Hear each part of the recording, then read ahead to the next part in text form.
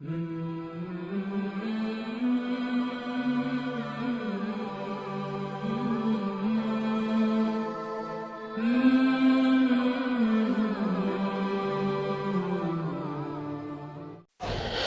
مورخہ 3 نومبر 2022 کو P T I رہنما عمران خان صاحب پر کنٹینر پر قاتلانہ حملہ ہوا، جس میں اللہ تعالیٰ نے ان کی حفاظت فرمائی۔ ذرائع کے مطابق بتایا جا رہا تھا کہ عمران خان صاحب کو ٹانگ پر گولی لگی ہے، لیکن جب ان کو شوکت خانم لاہور بھجوایا گیا تو ان کے خصوصی معالج ڈاکٹر فیصل عمران نے بتایا کہ گولی ان کو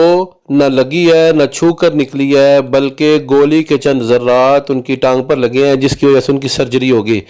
سرجری کے بعد ان کو آپریشن تھیٹر سے ان کے خصوصی ہسپتال کے اندر روم کے اندر منتقل کر دیا گیا ہے اور اب وہ خیر و عافیت سے ہیں۔ ہو سکتا ہے آج انہیں ڈسچارج کر دیا جائے یا پھر چند دن ان کو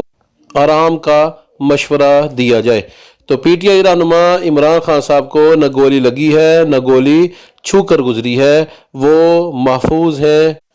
صحیح تندرست اور توانا ہیں۔ گولی کے چند ذرات ان کی ٹانگ میں لگے تھے، جن کو فیصل عمران ان کے خصوصی معالج کے مطابق آپریشن کے ذریعے نکال دیا گیا ہے اور وہ بالکل صحت مند ہیں۔